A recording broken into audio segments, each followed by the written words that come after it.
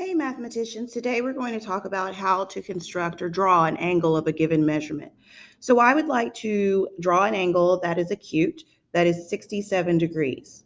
Since you know that an angle is made of two rays, the first thing I want to do is use the straight edge of my protractor to draw a straight line segment,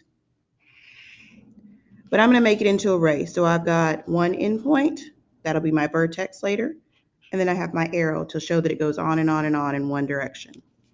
Now I'm going to take my protractor and I'm going to line up this circle with my vertex or the end point of my ray. And then I'm going to line up my ray on 0. And since I said I want to make it 67 degrees, I need to go find 67 on the protractor. Since I lined it up with this 0, I need to keep going until I get to 67. So here's 60, and then 65 is in the middle, that longer line. 66, 67. I'm just going to put a dot right where 67 is. Okay. Once I have that dot there, I'm going to use my straight edge again. I'm going to line up this vertex and the dot I just put, and that lets me have a 67-degree angle exactly. Now this is acute. If I wanted to line it up again, then I can measure it. So right there where the dot is, let's see, right here where the dot is, 67 degrees, okay? If I want to try something that is a little larger, maybe I want 132. First things first, I'm going to draw my first ray because angles are made of two rays that meet at a point. So I'm going to draw my first ray and then I will line it up. It's still on this 0. I could draw my ray the other way and I'll show you in a second.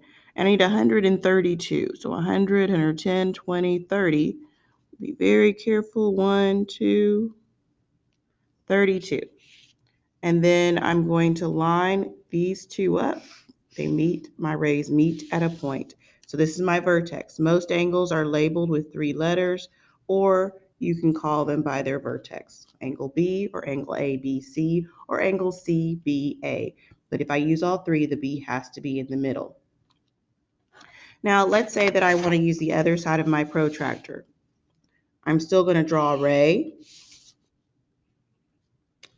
And I'm going to have my arrow go that way so that I can line it up on this 0. And let's say that I want to make it 89 degrees. So it's going to be really close to a 90-degree angle, but not quite.